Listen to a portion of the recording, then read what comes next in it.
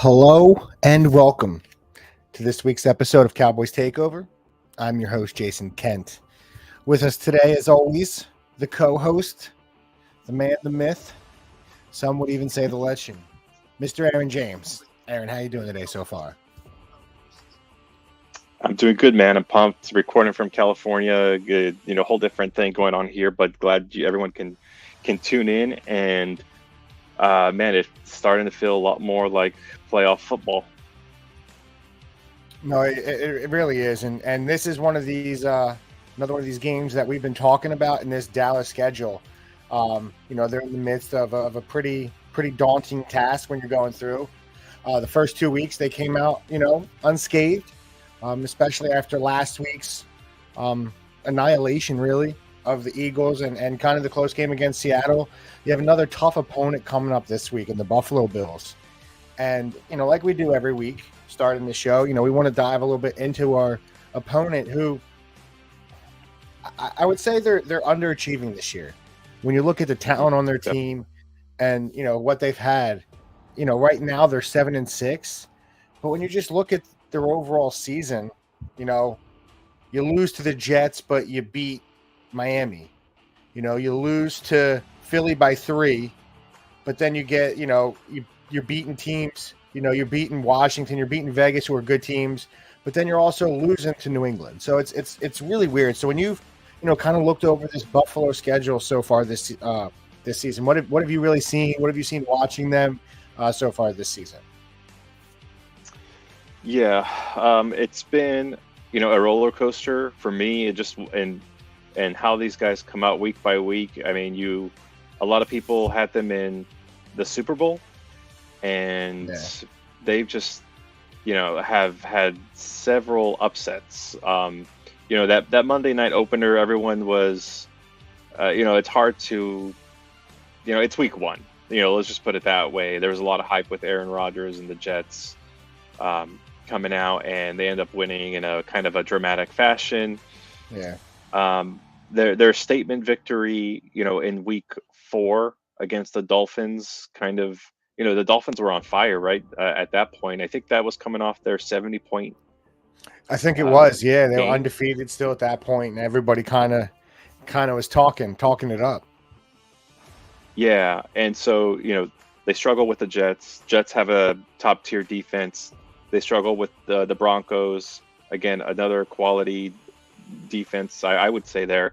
And I was surprised, they were able to put up points on Philadelphia, but their defense couldn't hold back Hurts. So I think there's some optimism here coming into Buffalo that the Cowboys should have. We're one of the hottest teams in the league. And I got to say, I am very surprised that we're underdogs by 1.5 points. The only thing on a team that's almost 500. So the one thing they have going for them, they are, when you look at their record, they're 5-6 on the season. 5-2 at home though. So I don't want to say shocked, because when you look at it, Dallas, they are, let's call a spade. They are such a home team. It's not even funny right now. I think they're undefeated this season at home at 40 points every time, 7-0. Their 3 losses have all been on the road. They're 3-3 on the road. The Eagles game could have went either way. Arizona could have went either way.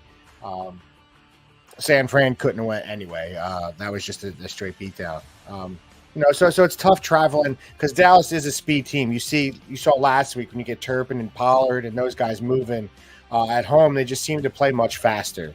But like you said, it's been super up and down. They have some quality wins, and that game against the Eagles you mentioned, they were just a miscommunication in overtime, I think, or right at the end of the game from winning that game. I think Josh throws it inside, receiver cuts outside, missed touchdown. Little things like that. And then, they squeaked by last week against Kansas City on that controversial. I don't see what's controversial about being, lining up to offsides, but, they did squeak by and got the win. So, they're playing good ball, and they still have Josh Allen, right? You're looking at it. They have Josh Allen. You got Stefan Diggs. They do have some very good players on defense. Um, so we're starting looking at the defense, Aaron. What does Dallas need to do offensively? Do you think to really to be able to move the ball and put up points against this Buffalo defense? Yeah, so I mean, this Buffalo defense can be somewhat stingy at times. I think they're 11th in yards passed allowed, if I'm looking at this right on NFL.com. They don't really have, at least to me, any you know uh, superstar player on their defense. Um, they do like the power they do on the offensive side. So I, I think for yeah, so I think for Dak coming in with his hot streak, with what he and McCarthy have going on, I just feel really confident that they're going to be able to move the ball. I think the Philadelphia game is probably a tape they should go to in recent weeks to see how Philly moved the ball on them and try to replicate, some of those routes to to gain yardage. And I think we're gonna. I think we've harped on this week over week, but especially in a team that can score like Buffalo, we got to be successful in the red zone. 100%. Yeah, and I think that's something. Yeah, we've really mentioned and beat that horse a lot. They feel much better the last few weeks. Scoring in the red zone. I feel like that all that's picked up for us. The one thing I did notice when I was looking at everything and kind of going through stuff, Buffalo. They're a team like you said. They're 11th in pass yards allowed. So they're pretty solid. And when you're looking through it, the one thing that really stood out to me, and it's really mind blowing if you had to guess the long for the pass that the Buffalo Bills have given up this year, what do you think the long would be? Well, I guess since you're posing the question, it probably have to be really good. So I'm just gonna say 25 yards. All right, so it's 37. Okay. So the next closest, there's two other teams at 48, and then everybody else is 50 plus. So they're a team that just doesn't give up the big play. So I think this is where a game Dak's going to have to continue to, and I don't want to. I think Dak's been doing very well, so I think it's him just continuing his maturation of taking what's there. Because this isn't a team where I think we'll get many shots off. Just looking at the way they play, they do have two very good safeties in Poyer uh, uh, Micah Hyde. So so they do have some good players, and they're also a team that gets to the quarterback a lot. They don't have that one player that has 12 or 13, but they are third in the league in sacks. So I think the short passing game, I think you're going to see a lot to CD. I think you're going to see Pollard probably have 6, 7 catches again, and probably utilize Ferguson a lot. I think that should be the game plan. And then kind of exactly like we did last week, just offensively sprinkle in those runs. Let's not get super pass happy, but I'm comfortable with the way Dak has been playing for him just to make his reads and if he's got to throw the ball 40 times, I feel like 30 of them are getting completed in that short range. And then like you've said in the past, I think a million times, I think that will, if he continues to do that and teams are seeing it, it's going to open up the big shot. So I'd still like to see a shot or two this game. But I'm thinking more third quarter, get them used to the underneath thing. I think that's going to be how you need to attack this team defensively because they're just good. They have a lot of guys that have a lot of sacks. Um, Yeah. but the good thing is our line has been playing much better as well over the last few weeks since I feel like they've established that core now that, the consistency, they're playing much better than they have, early in the season.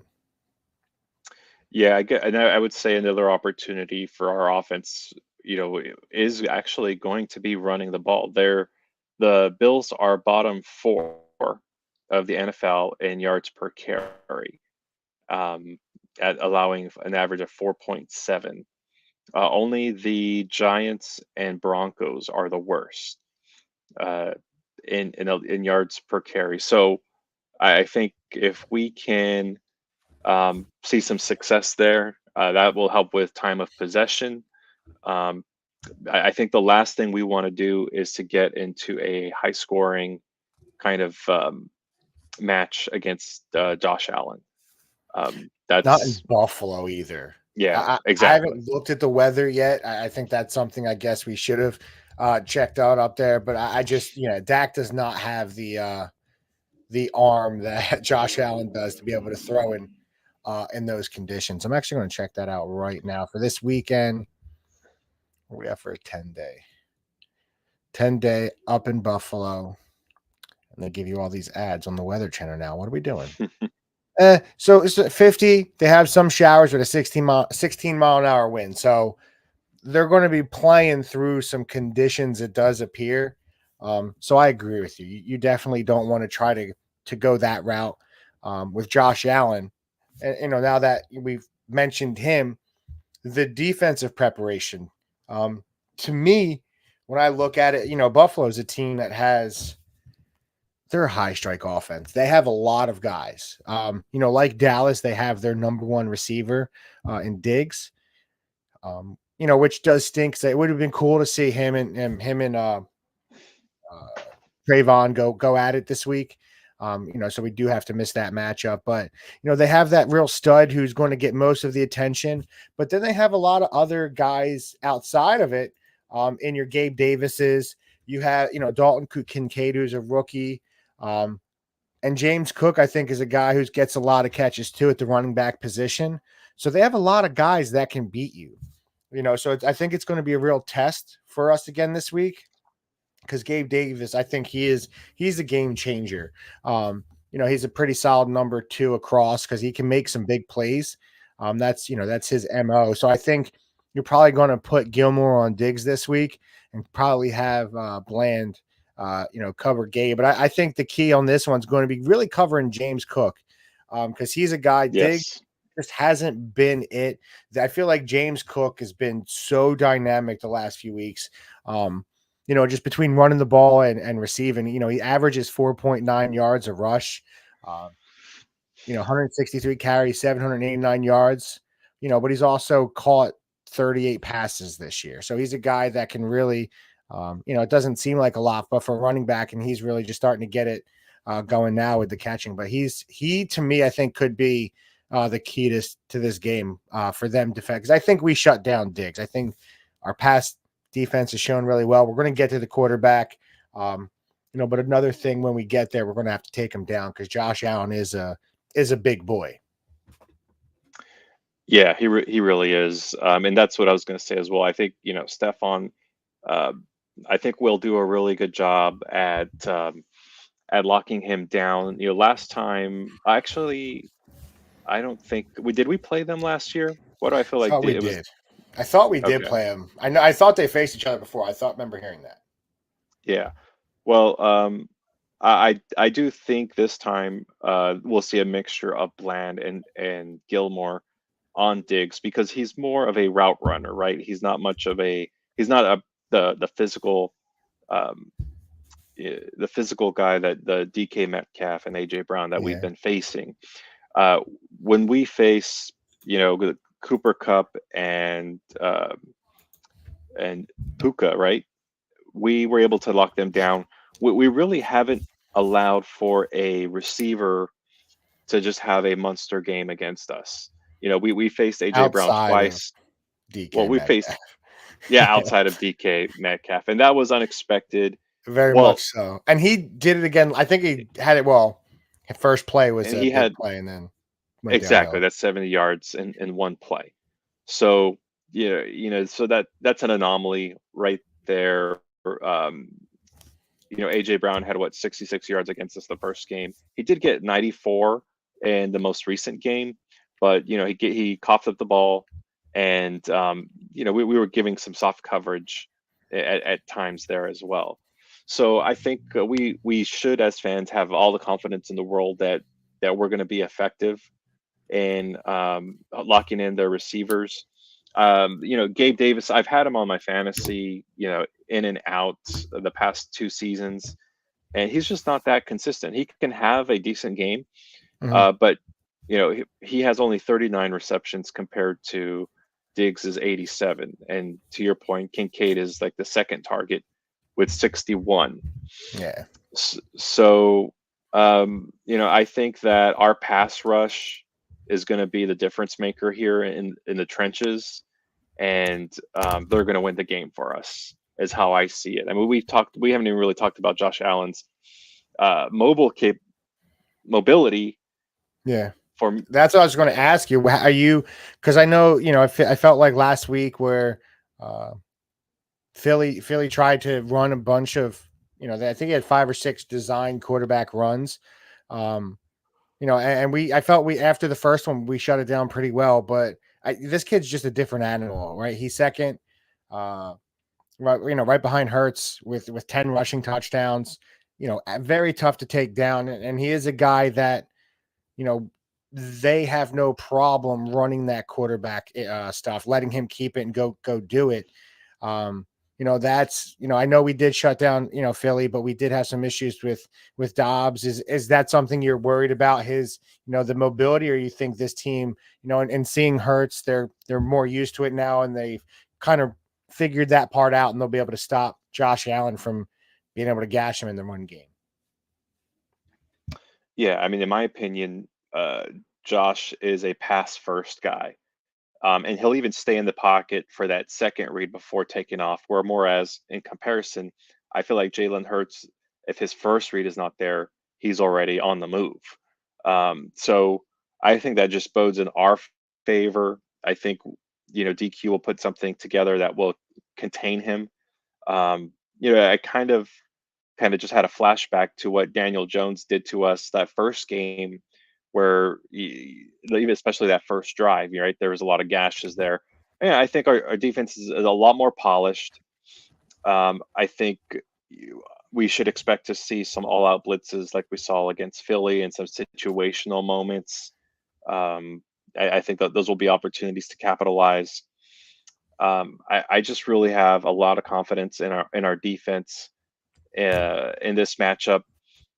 I don't see the Bills. I'd be surprised if the Bills score over 20 points in this game. I think that's reasonable. That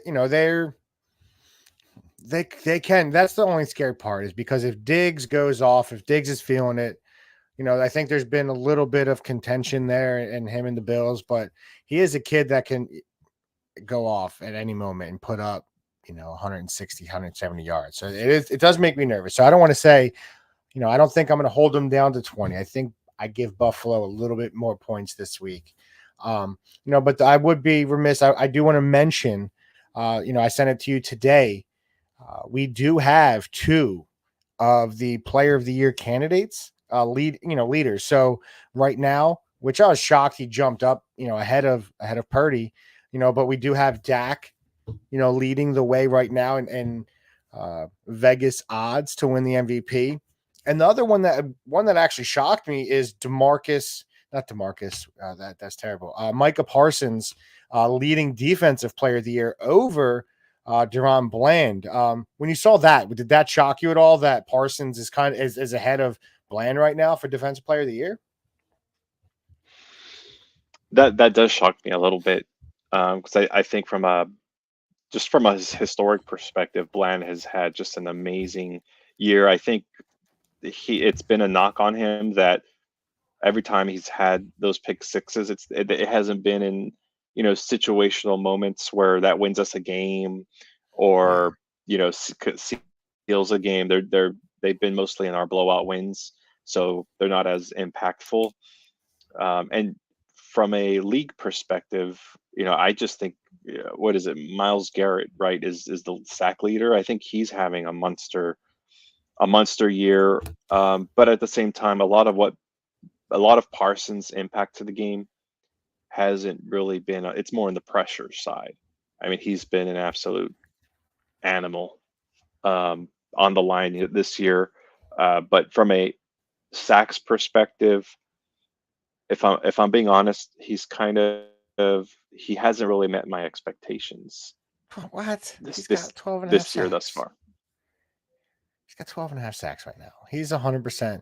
That's where when you asked, we had the conversation, I think it was last week, who more important in there, who would you pick the defensive player in between, those two. I do think the impact, I think Bland gets bet. He's a better player because Mike is there and able to get to the quarterback so fast. I think, but to say I'm not 100% shocked that Bland, with what Bland is doing, um, you know, NFL record in interceptions for touchdowns, whether they're in, it's a game winner at the end of a game or, putting that 70th point up in a 70-point blowout. I don't care. It's, you've never seen it before. So that's where it just shocks me. I know there's still some time left, and I'm sure, both of them have time to pad their stats, but I think, like you said too, the Parsons, that's where I'm not always going at just looking at just straight sacks. You have to look at the other numbers with it. And I do think when you look at a lot of it, Micah, maybe not every interception he's close to the quarterback, but there's a lot of those plays where he's impacting, he's getting double teamed, opening up somebody else to do it. So I think the impact that he has and is still able to get those sacks is quite impressive. They said he's the first, tied with Reggie for coming in 3 straight sacks of 12 and a half plus. And then, the first one ever do it straight from college. So what he's doing is just, it's amazing to see. And you hope he's a guy that we can re-sign, but I don't, do you think either one of them are thinking much about MVP or defensive player of the year? Do you think it's, do you think it even crosses their mind that they have a shot? No, I don't. I don't think so. At this point, I think this team is just rallied around winning. I think, to me, it looks like Demarcus Lawrence is really setting the tone on the defense and keeping everyone focused. I think he's just, he's been. Hopefully, he's with us next year. I'm not sure how we can make that happen. I think he is on. Um, his contract is through next year, I but I think think, we might have yeah, to work around some of that number because it's he's a 20 plus cap hit, if I remember correctly. Now, I guess the other thing we should talk about is big boy Hankins, unlikely not going to go. So Mozzie Smith is going to get a majority of the reps. Um, I I mean, my take on it, I don't think I can't see Buffalo being patient enough to try to run the ball on us, and make that their game plan. I just think they're so focused on winning through the air, moving the ball through the air. I think that's the route they go. oh, yeah, I 100%. They're definitely a pass first team. This is definitely going to be, they're exactly like us. You're going to let your quarterback go win you the game. Um, so when we're looking down at it, when you have two quarterbacks that are, you know, Dak is right now leading for MVP. Josh Allen, everybody assumes one day he's going to get there and get his MVP. That's just how good he is. I think it's going to be a great battle. I think it's going to be a great game. I wish it was in Dallas, but when I look at the game and I look at how hot this Dallas team is, um, I do think they keep it rolling. I think I do believe Buffalo is a good team, and I think this is still a good test. People can say what they want about Buffalo and the record. I still think they're a good team, but I just think Dallas is on a roll right now and is very good. Um, the one stat before I throw out the final score for my prediction. Dallas in the last 4 weeks, I think it was something. I'm sorry, last 5 weeks, they have 202 points scored or something like that. It's very close to that. There's 4 teams in the NFL that either, I think it was 4 or 5, that have that or less over the whole season. That's how hot this team is right now. And I just see it rolling. I see Dak he's playing the best ball I think I've ever seen him play. I have Dallas winning 34-24. And I don't see it. I don't think it's like a close game where Dallas puts it out at the end. I think Dallas has this game over by the end of the third quarter. Nice. I mean, I don't know of a game you've been this confident of, given that score you just given, especially a team over 500, mind you. Dak, man, it's Dak. I like it. I It's like it a Dak. lot. So I have a 10-point margin myself, but I'm thinking more of a 27-17 kind of game. But two questions for you. So does Stephon Diggs get over 100 receiving yards? First question. No. Okay. And does Josh Allen have over 50 rushing yards? I'm gonna go yes. I think it Okay. does. What do you think on both of them? What are your answers? Um, my answers are going to be the same. I do think we keep Diggs under 100. We've just there's no reason to lack in confidence there. And then with Josh Allen, I mean, he'll probably have 8 rushes, would be my guess, and probably average. He'll have probably one 15-yarder. That's kind of, I'm thinking about 8 to 10, and I think he has, he does have a big one in there. I do think. I think it's probably like a 20-25 or breakout. No, I do. I agree with you that I do think he runs about 10 times. So I don't think it's going to be a big average. I think Dallas does well. I just think he's just too good. He's very good. He is good. He gets the comparison of kind of, or the s- slogan, gunslinger. Yeah, Um, Gives you some Brett Favre-ish kind of vibes, but yeah, they're coming off some would say a controversial win in Kansas City. Um, so there's a little bit of swag there, um, but I just think that where our team has been, especially coming off that dominant performance against the Eagles, they're going to have a tough time moving the ball on our defense. And I would also say we should be +1 on the turnover ratio when it's all said and done. I like that. I agree. They're playing such good ball right now, Dallas. I just find it, until they show you that it's right now, it's one of those things like you trust what your eyes are seeing.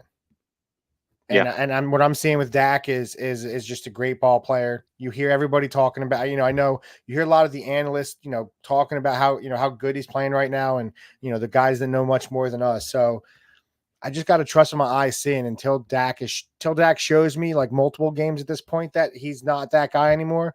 I'm gonna believe what I'm seeing with this offense and where they've come from the beginning of the season.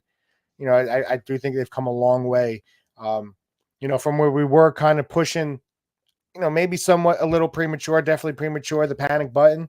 And where they've come just from that San Fran game, I think, is leaps and bounds. This offense has grown. McCarthy is showing, he's got some moxie with this team, and he's really putting them in position to win. Um, it's just a beautiful thing. So I just want to thank all of you. We want to thank every one of you, for tuning in this week and really listening to us, and everybody that continues to watch us on YouTube and Facebook, and everybody that gives in on your podcasting as well on Spotify or wherever you get your podcasting listens. And we want to thank you all, and we really appreciate each and every one of you. And I want to just give a shout out and say, go give us a like or a share or follow on all of our social media pages. The Cowboys Takeover Podcast. It's on Instagram, Twitter, Facebook, and again on the YouTube page. Give a like and subscribe, and you can catch our weekly episodes there. We have pregame, postgame. So we really appreciate it. We'll be back Sunday night, Monday. Not sure. Me and Aaron will discuss during the week, and we'll let you guys know. But we'll be back with that postgame. Hopefully it's number 6 in a row. Let's keep this momentum rolling. You don't want to have a hiccup here. You want to be playing your best ball in December. So let's just go get it done. Let's go up to Buffalo. Show we can win on the road. Let's win these big ones on the road now. Let's, we might not have home cooking the whole playoff, so we need to get some here. So we really appreciate you all. Thank you all from the bottom of our hearts. We really love you guys and just really appreciate each and every comment and listen. Thank you. Let's go Cowboys.